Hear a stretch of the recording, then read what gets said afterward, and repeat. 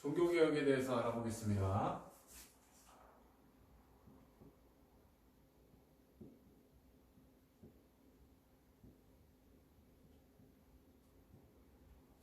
자, 종교개혁은 The Reformation이라고 합니다. The Reformation. 종교개혁은 1517년에 있었어요. 1517년에 언제였냐면 1517년에 마르틴 루터의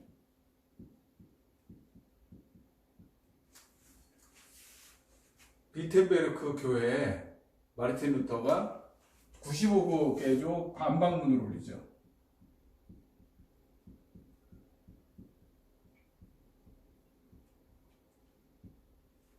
이 반박문이 계기가 돼가지고 유럽 전역으로 종교개혁의 이 기치가 더 펼쳐지게 됩니다.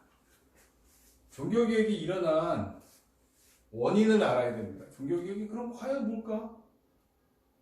왜 일어났을까? 원인. 이거를 알으려면은 중세의 이 시대적 상황을 알아야 돼요. 중세의 시대적 상황을 알아야 종교개혁이라는 게 왜 일어났는지 그거를 알 수 있어요. 중세는 어떤 시대죠? 중세는 교회, 즉 로만 카톨릭 교회가 중세를 지배했던 시대입니다. 교회가 지배했어요. 뭘 지배했냐면 모든 것, 국가, 사회, 경제, 모든 것이죠. 이걸 다 지배했던 시대예요, 중세는. 그 중세 시대에 교회가 지배했는데, 교회가 지배하게 된 근본 원인이 있습니다. 근본 원인이 중세는 봉건 시대였기 때문에 그래요. 봉건 시대였기 때문에 교회와 봉건 영주는 한 몸이 되죠. 한 몸이 되니까 교회가 부를 축적하게 됩니다.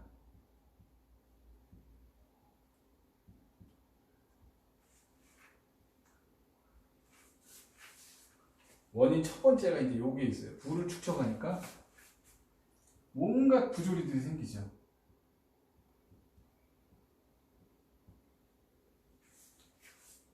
즉, 대주교나, 그러니까 교황 또는 대주교, 추기경, 이런 사람들이 부를 축적하게 돼요. 이렇게 부를 축적하게 되니까 결국 좋지 않은 비리가 생기게 됩니다. 여러 가지 문제들이 생겨요. 그리고 두 번째, 교리의 문제. 교리의 문제는 뭐냐면 로만 카톨릭이 가진 몇 가지 문제가 있습니다. 즉, 로만 카톨릭은 교리상에 몇 가지 문제가 있는데 그중 가장 대표적인 것이 무엇이냐면 교황권이 있고요. 이거는 이제 교회에 대한 문제가 되겠죠. 그리고 두 번째는 연옥에 대한 문제가 있어요. 연옥에 대한 문제. 교황권, 연옥. 그리고 세 번째는 지금 이제 신부라고 하죠. 고해성사. 이런 문제들. 이게 결국에는 여러 개 면접으로 이제 연결이 되죠. 그러니까 이런 문제들이 있기 때문에 마르틴 루터가 지금 사건을 이 종교개혁을 시작을 했는데 마르틴 루터의 입장에서 봤을 때는 인정이 안 되는 겁니다. 이 상황들이 인정이 안 되는 거예요. 그리고 세 번째 내용은 뭐냐? 이유가 시대적 배경, 시대적 상황. 시대적 상황이 종교개혁으로 갈 수밖에 없었던 상황이었습니다. 왜 그러냐면 그 당시 때 이탈리아에서 뭐가 일어났냐면 르네상스 운동이 일어납니다.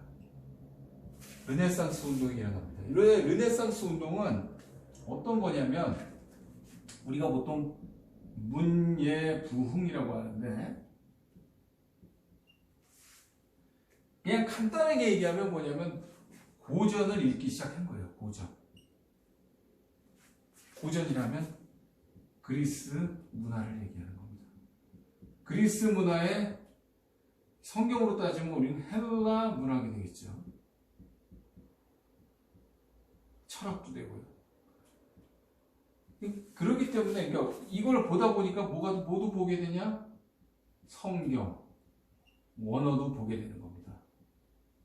성경 원어를 해석을 하기 시작했어요. 그전에는 여기 있는 교황권이나 이런 사람들은 성경 원어 해석 안 보고 AD 5세기에 제롬이라는 사람이 만든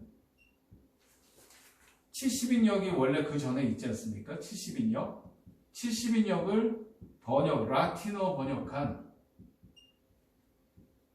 불가타역이라고 있어요. 얼게이트역이라고도 하고요. 이 성경만이 유일한 성경이라 해가지고 로마 카톨릭은 이것만 인정을 했어요. 제롬의 불가타역. 오역이 되게 많습니다. 여기서 마리아 신성도 나와요.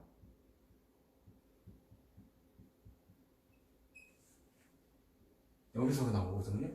그러다 보니까 성경을 원어로 보게 되는 르네상스 운동이 시작되다 보니까 새로운 거에 눈이 뜬 겁니다. 마르틴 루터가 이런 거에 눈을 뜬 거예요. 누가 있었냐? 에라스무스. 이 사람은 마르틴 루터가 1483년 태어났고 1469년이니까 거의 동년배 사람이에요. 조금 앞서지만 이 사람이 이제 각국을 여행 다니면서 본인이 성경 원어 헬라어하고 히브리어 공부해가지고 성경 원어를 해석을 했어요. 성경 원어 해석을 하다 보니까 눈이 뜨인 거죠. 왜 그러냐면 중세시대에는 문맹의 시대예요. 왜 그러냐? 로마 카톨릭의 교황과 대주교나 이런 성직자들이 본인들의 권력을 유지하기 위해서 라틴어 성경인 아까 말씀드린 제롬의 불가타요 이것만 인정을 했어요. 그리고 다른 성경으로 번역을 하면 종교재판에 회부해가지고 화형을 시켰습니다. 그렇기 때문에 라틴어 성경만 유일하게 보게 했어요. 당시에 유럽인들을 보면 거의 95% 이상이 글을 못 읽었어요. 대화는 할 수 있어도 읽을 수가 없었던 문맹자들이었죠. 그러니까 이런 상황이 되다 보니까 이 로마 카톨릭에서는 이 라틴어 성경만 인정을 했어요. 그래서 마르틴 루터는 독일어로 번역된 성경들 이런 것들을 편찬을 했는데 이 마르틴 루터가 원문을 공부하면서 알게 된 거죠. 마르틴 루터는 우리가 마르틴 루터로 제가 잠깐 좀 설명 좀 드려야 되겠는데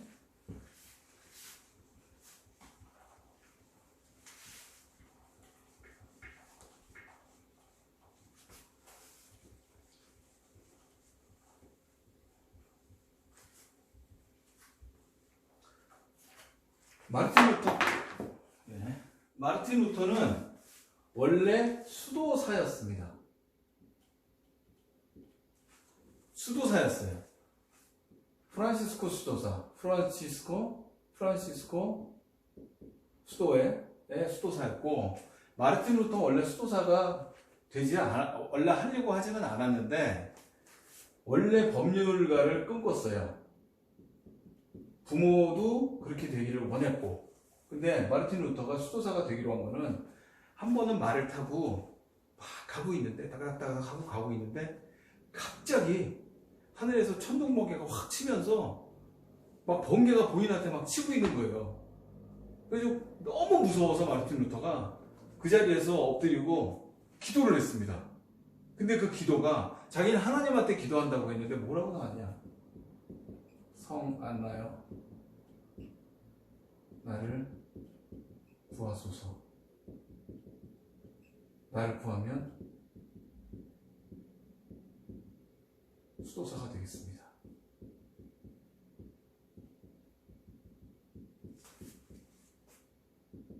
자기도 그냥 내뱉은 말이 이런 말을 얘기했어요. 성 안나가 누구냐면 당시 독일의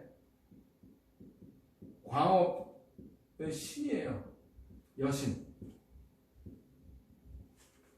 성 안나가 광부들이 성 안나를 부르짖고 지하로 내려가서 궤도에서 땅을 파서 석탄을 캤다고 합니다. 그러니까 그 지역신이겠죠? 지역신에게 자기는 부르짖은 거예요. 살려달라고. 그랬더니 바로 천둥이 딱 그쳤답니다. 굉장히 많은 회개를 했나 봐요. 루터가. 아, 난 진리를 찾아야 되겠다. 내가 하나님한테 부르짖던 게 성한나를 부르짖었구나. 나는 그럼 제대로 들어가야 되겠다. 그래서 프란치스코 그 당시 때는 수도원들이 되게 많았던 시대라 한 도시에 수십 개가 막 수도원들이 있었습니다. 당시에 탁발 수도사들이 많았는데, 탁발 수도사들은 부를 축적하지 않은 청빈을 모토로 하는 수도사들인데, 그런 수도사예요. 프란치스코 수도원이. 그래서 거기서 수도사가 되는데, 수도사가 하면서 이제 성경에 심취를 하게 됩니다. 그러면서 아까 제가 말씀드렸던 그런 원문 성경 이런 거를 보다 보니까 학문적인 레벨이 이제 마르틴 루터가 무지하게 올라갔습니다. 학문적인 레벨도 올라갔고 경건 레벨도 단계도 무지하게 올라갔죠. 이러다 보니까 수도원에서는 차기 수도원장을 마르틴 루터한테 권유를 하게 되고, 근데 본인은 그게 안 맞았던 모양인가 봐요. 소개를 받고 비텐베르크 대학이라고 있습니다. 비텐베르크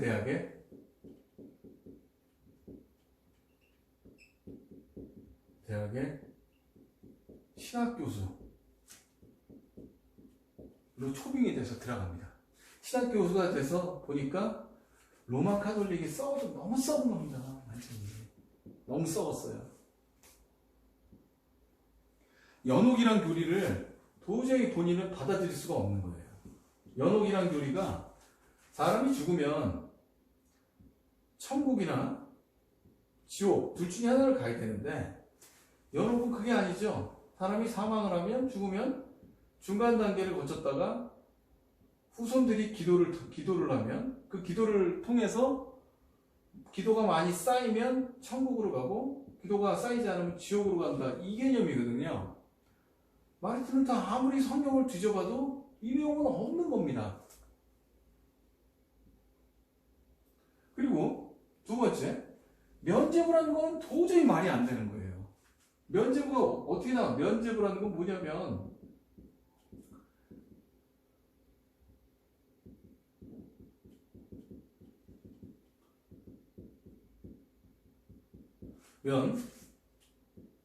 면할 면에 이 허물죄자가 들어가고, 이 가로막다 할 때 그 가로막다 면이죠. 그러니까 이 죄를 이 면하다, 허물죄, 이 죄를 면하는 용지 뭐 그런 개념이죠. 그러니까 천국에 들어갈 수 있다는 얘기죠. 지옥을 가지 않고. 이거를 로마 카톨릭에서는 돈을 받고 면죄부를 팔았습니다. 이런 이유가 있었는데, 당시에 교황이 레오 10세예요. 이 사람은 이탈리아의 메디치 가문이라고 있습니다. 메디치 가문. 메디치 가문에서 밀어준 사람이에요. 당시에는 어떤 권력자들이 밀어서 했어요. 이 교황이 굉장히 탐욕이 많았습니다. 탐욕이 많았어요. 물욕도 되게 심했고, 그래서 세금을 많이 걷기를 원했어요. 왜 그러냐면 당시에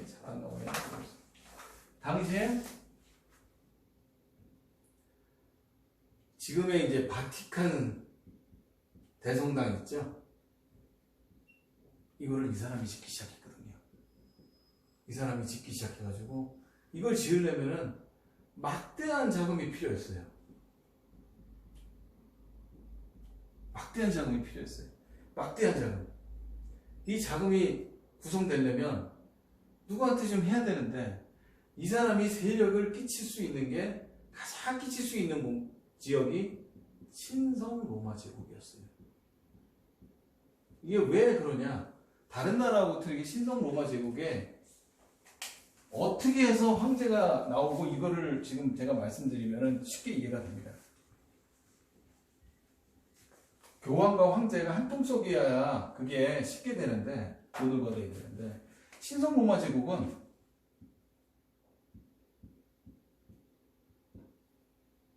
황제가 있죠. 봉건제도는 황제 밑에 제후가 있다고 했어요. 제후 1, 2, 3, 4, 5, 6, 7. 신성 로마 제국은 7제후로 이루어진 나라예요. 7제후가 뽑아주면 그 사람이 황제로 등극을 합니다. 근데 그 7제후 중에서 1번, 2번, 3번 3명의 제후가 교황이 임명하는 제후예요.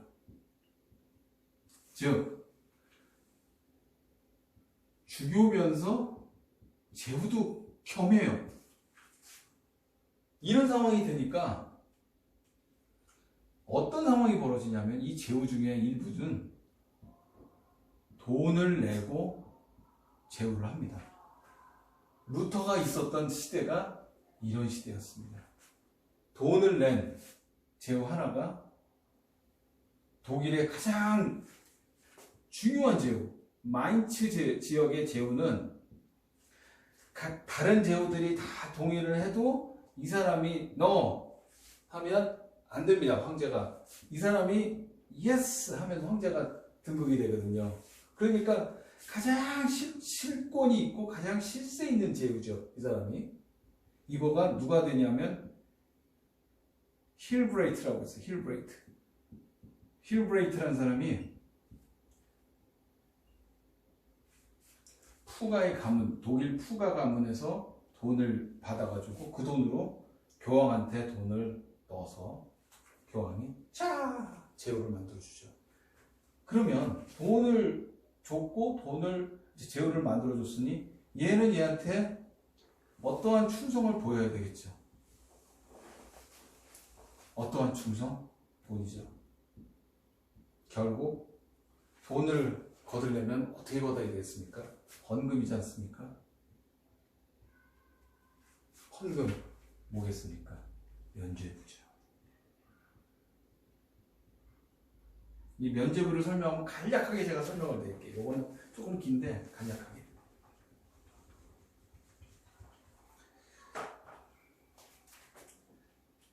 제가 아까 교리 중에 연옥이 있고, 그 다음에 천주교 교리에는 보속이라는 교리가 있어요. 보속이 뭐냐면, 어떠한 것을 했는데 우리는 보통 만인제사장이니까 우리의 죄는 하나님께 직접 기도를 하죠. 하나님한테.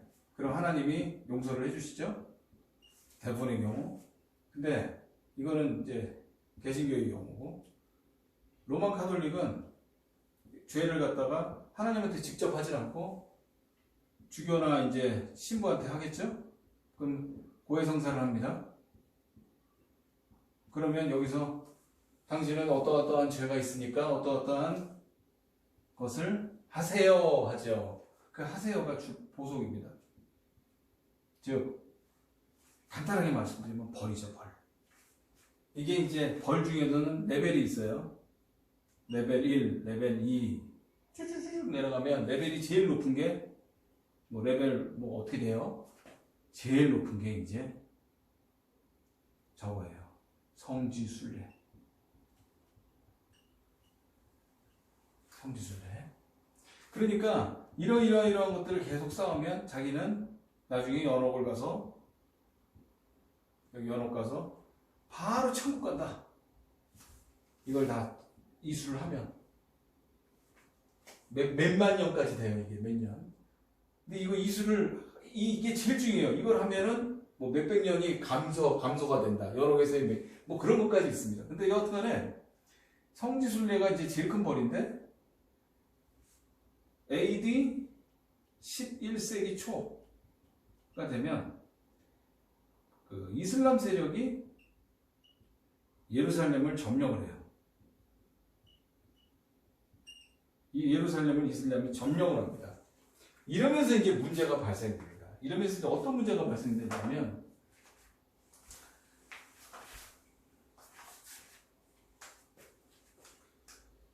예루살렘을 이슬람이 점령을 하니까 성지순례를 갈 수가 없는 거예요.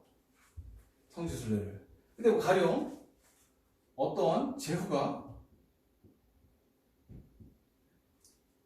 죄를 고백하러 고해성사 했어요. 근데 죄가 커요. 죄가 큰 죄야, 아주 그냥. 아주 큰 죄야.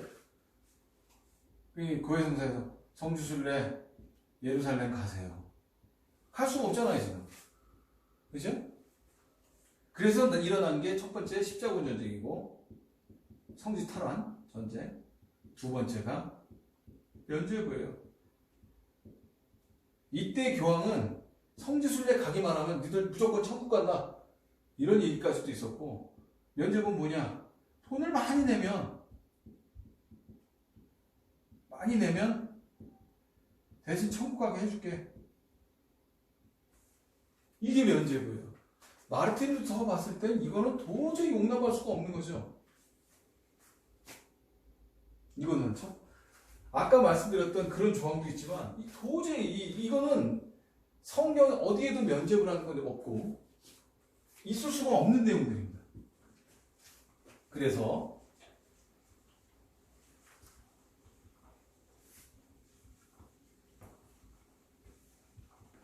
그 전에도, 마르틴 루터 전에도 존 위클리프라든가 얀 후스의 종교 개혁이 있었어요. 근데 이 사람은 백그라운드가 없고 약해가지고 전부 실패했습니다. 마르틴 루터는 당시에 떨어졌네요. 잠깐만요. 본인의 유리한 고지를 점령할 수 있는 계기가 있었어요. 마르틴 루터가 처음에 비텐베르크 대학에서 당시에 대주교인 힐브레이트한테 서한을 보냅니다. 항의문을 보내요. 1517년 전에 교리 중에 연호, 면죄부, 교황권, 성경 어디에도 없다. 이걸 나한테 입증해다오. 그랬더니 이제 이 사람들은 웃기게 본 거죠. 쟤 말도 안 돼.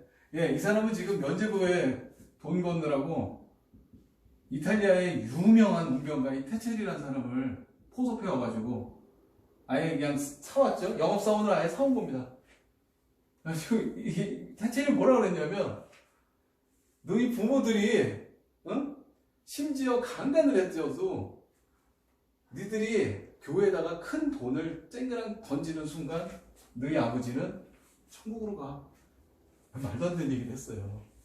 그러니까 이제 면제부가 막 돈이 쌓이는 거죠, 막. 그러니까 힐브레이트는 신났어요. 왜? 교황 레오 10세한테 계속 돈 보내니까 얘도 또 좋고. 근데 딱 걸림돌이 하나가 생기거든. 비테베르크 대학의 교수인 마르틴 루터가 이런 얘기를 하니까 처음에는 우습게 봤어요.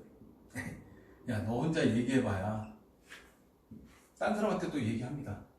루터가 자기 동료 수도사한테도 얘기하고 높은 사람들한테 다 얘기해봐야 얘네들이 너무 백그라운드가 강하니까 다 헛수고입니다.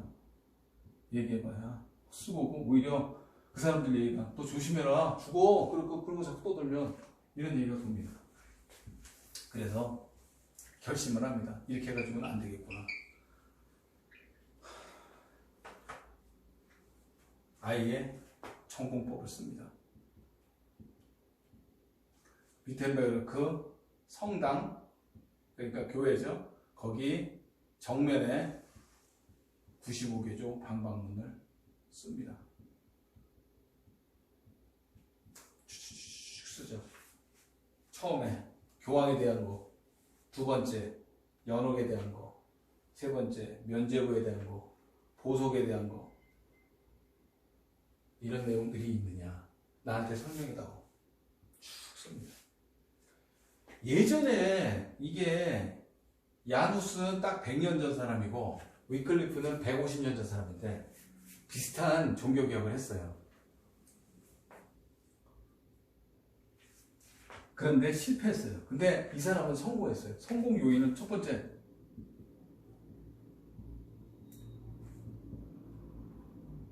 금속 활자가 있어서 대량 인쇄가 가능했어요. 이게 무슨 얘기냐면 이게 우리 원래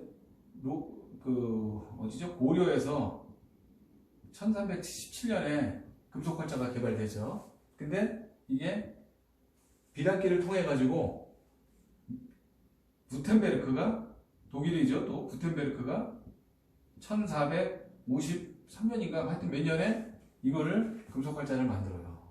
그러니까 마르틴 루터가 반방문을 탁 이렇게 붙여놓으니까 이거를 본 사람이 바로 베껴 써가지고 대량으로 금속 활자를 만들어서 유럽 전역으로 이 내용이 단 2주 만에 다 퍼져버립니다. 그러니까 독일은 유럽이 이렇게 돼 있으면 독일은 한 이쯤에 돼 있잖아요. 전부 퍼진 거죠, 다.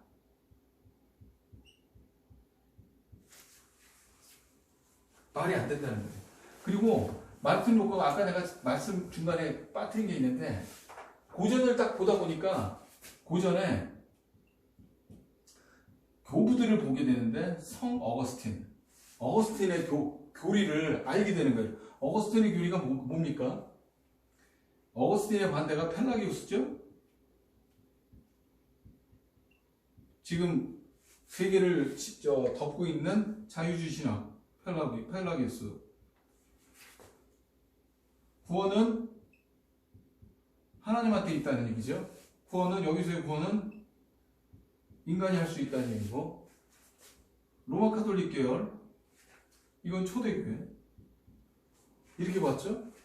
마르틴 루터는 이거에 뚫은 거예요. 이거에 열려가지고 오직 은혜 솔라 그라티아 오직 믿음 솔라 피데 오직 성경 솔라 스크립투라.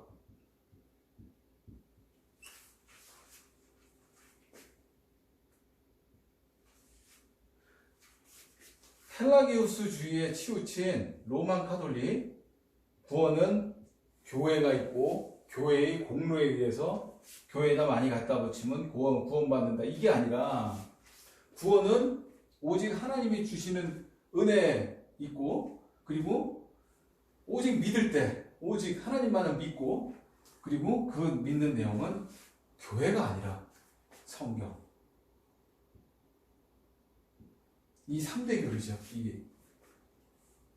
이거에 준해서 마르틴 루터는 반박문을 씁니다. 이 반박문이 쫙 전 유럽을 퍼져요. 전 유럽을 퍼지고 나니까 어떤 상황이 벌어지냐? 이제 큰일 났어요. 로마 가톨릭 교회가. 처음에는 우습게 봤는데 이게 이제 막 쫙쫙 퍼지고 급기야는 구텐베르크 대학에 있는 교수들도 연합이 됐어요. 이제 다 마르틴 루터 편이야. 이제 이 사람들이 하나가 돼서 이제 로마 가톨릭 교회는 우리를 거부한다. 우리는 신부도 그러니까 결혼할 수 있다. 어? 이제 이 로마 가톨릭하고는 결별하는 선언을 합니다. 그러다 보니까 로마 가톨릭 교회에서도 해체를 하고 누가 또 있냐면 요하네스 에크라고 있어요. 마르틴 루터의 이웃대학 잉볼슈쿠트 슈타트 대학에 에크라는 교수를 하고 마르틴 루터랑 라이프치히에서 토의를 합니다. 토론 대결을 해요. 여기서 루터와 에크의 대결이 있는데 루터가 이깁니다. 교리상으로 설명이 안 돼요. 이 사람이 이길 수가 없는 싸움이죠. 마르틴 루터가 교황권, 그 다음에 두 번째 연옥, 세 번째 면죄부에 대해서 설명을 해라. 설명할 수가 없어요. 교화의 권위로. 급기야 어떤 상황이 됐냐. 얘네가 다 해도 지니까 이제는 강제 교황의 명령을 내립니다. 교황 레오 10세가 아까 얘기한 힐브레이트의 주교한테 제후죠. 야, 너 제후 얘 잡아와. 안 되겠어. 잡아서 죽여. 명령을 내려요. 체포령이 내리죠. 근데 마르틴 루터는 뒤에 보호자가 있었습니다. 여기가 중요해요. 마르틴 루터의 보호자. 아까 제가 설명하는 거에 신성 로마 제국은 7제국으로 이루어졌다 그랬죠. 작센 제후가 있어요. 작센이라는 지역의 제후. 프리드리 선제후라고 하죠. 우리는 이걸 선제후라고 합니다. 프리드리히. 이 사람이 욕심이 있었어요. 이 사람은 신흥 세력이었어요. 얘네들은 구세력, 신흥 세력. 왜냐하면 르네상스 시대가 되면서 동서간의 무역이 활발해지죠. 동서간의 무역이 활발해지고 그 다음에 기계도 많이 발달이 되고 경제력이 막 발달이 됩니다. 그래서 신흥 세력이 생기죠. 이 프리드리히 제후가 마르틴 루터를 도와줍니다. 체포한 거를 마르틴 루터가 한테 군대를 팍 보내가지고 막아요. 이제부터는 이 혼자만의 싸움이 아니라 교황과 제후들 간의 싸움이 된 거예요. 그리고 나서 어떤 일이 벌어지냐. 이 교리를 계속 퍼뜨리다 보니까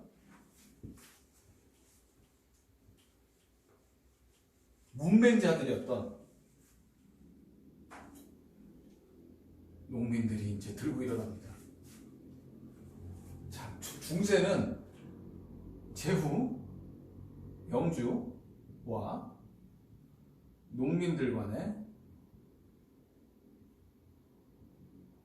봉신에 의해서 이루어진 시대예요. 농민이 토지를 바치면 제후는 군사력으로 보호해 줍니다. 무슨 얘기냐면 북쪽의 바이킹족이 계속 침투해는 그 원시 부족인 바이키족이 침투해 오니까 농민들은 필히 보다 못해서 보니까 영주주는 군대가 있어요. 힘이 있어요. 나 좀 도와다오. 난 죽게 생겼다. 경찰력이 없어 우리는. 그러니까 영주가 그래? 맨입으로는 안 되겠다. 대신에 토지를 줘. 혹은 세금을 많이 내라. 대신에 우리는 군대를 파견해서 도와주겠다. 이게 봉건제도거든요. 이게 봉건제도예요. 이거에는 교회가 포함되어 있습니다. 그러니까 농민들은 딱 보니까 교회? 아무것도 아니었네 지금까지. 얘네들이 우리 피 빨아먹던 인간들이었구나. 반란을 일으킵니다. 농민들이. 이게 1524년이에요. 농민들이 반란을 일으켜요. 특히 마르틴 루터의 자기 동료 교수였던 칼 슈미트라는 사람이 여기에 적극적으로 가입을 합니다.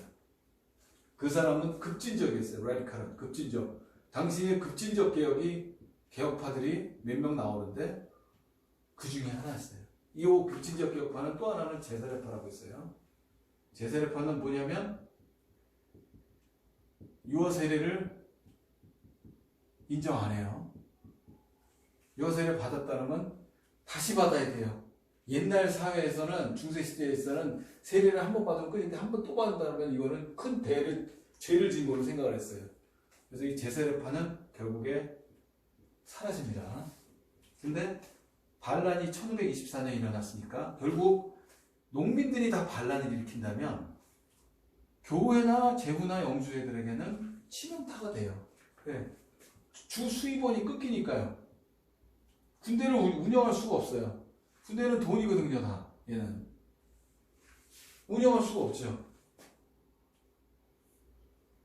근데 이런 상황이 되다 보니까 얘네들은, 농민들은 당시에 거의 지도자급으로 생각되었던 루터한테 갑니다. 우리를 제발 도와주시오. 굉장히 대단했대요. 농민 반란이 어느 정도였냐면 당시에 하노버 제후는 바로 목이 잘려서 죽었고 그 부인은 가슴이 도련해서 죽임을 당했대요. 이게 잔악하죠. 농민들이 그동안에 받았던 소름이 너무 심했기 때문에 농민들이 그렇게 지독하게 했는데 루터한테 찾아가요. 근데 루터는 농민들을 하지 마라. 귀족 편을 듭니다. 이 말이 많은데 저는 어느 정도 이해도 됩니다. 이 부분이. 농민들이 다 이렇게 돼가지고 했으면 결국 어떤 상황이 올지를 알 수가 없었던 거죠. 하나님은 이 참혹한 현장을 보고 마르틴 루터는 생각을 한 거죠. 이건 하나님이 원하시는 방법 아니다. 하나님은 이렇게 피를 흘리고 남을 죽이라고 기억한 게 아니다. 굉장히 후회를 많이 했대요. 자기가 이걸 해서 이렇게 사람이 많이 죽는구나. 왜냐하면 1517년인데 24년 7년 만에 뭐 수만 명이 죽는 이런 상황들이 벌어지니까요. 근데 결국 이렇게 되다 보니까 귀족 편을 들으니까 구심점을 잃고 반란은 제압이 돼요. 반란은 제압이 되고 제세례파니 뭐니 얘네들도 다 이단으로 몰려가지고 제압이 되죠. 근데 이 상황이 되니까 이제는 어떤 상황이 되냐면 처음에는 마르틴 루터가 있던 독일에서만 일어났었는데 이게 이제 퍼지죠. 스위스에 가서 스위스가 이제 그 당시 때도 중립국이었는데 스위스의 쯔빙글리 그리고 조금 시대가 지난 다음에 칼빈 개혁주의가 일어납니다. 종교개혁이 이제는 막 퍼지기 시작한 거죠. 보다 못해서 이제 얘네가 어디 있습니까? 로만 카톨릭. 얘네가 타협안을 제시합니다. 그리고 이 안에도 카운터 리포메이션이라 가지고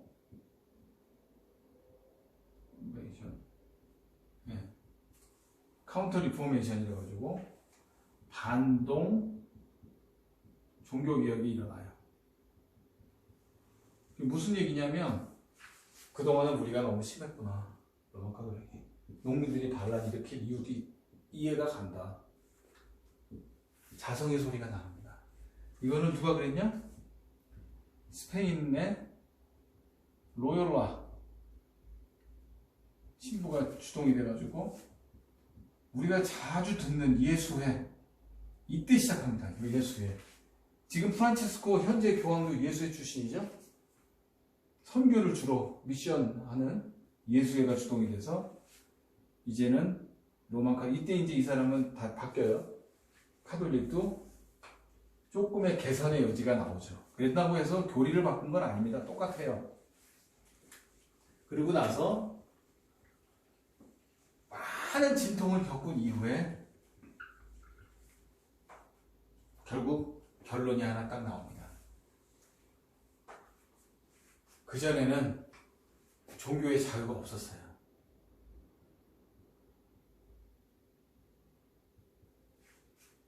근데 이제 구교라고 하면 이제 로만 카톨릭이죠.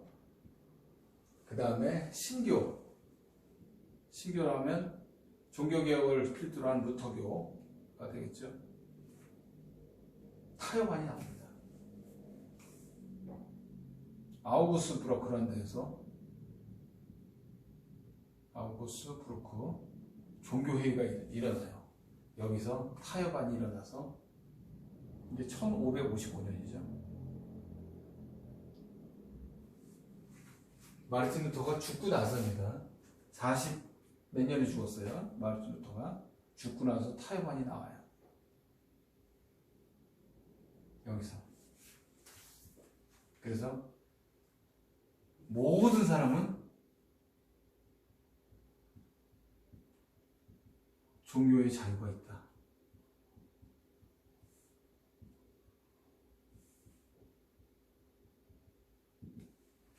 종교의 협의문이 이게 나옵니다. 그러면서 종교개혁은 1단계 종교개혁이라고 하죠. 1단계. 왜냐하면 종교개혁이 이렇게 시작됐고 두 번째 단계는 개혁주의 종교개혁이 있었거든요. 왜냐하면 칼빈의 종교개혁도 크고 세 번째가 청교도 개혁주의. 청교도 종교개혁. 뭐냐면 존 낙스, 스코틀랜드의 존 낙스에 의해서 영국의 종교개혁이 일어나거든요. 그래서 제가 얘기한 일부의 종교개혁은 여기까지입니다. 감사합니다.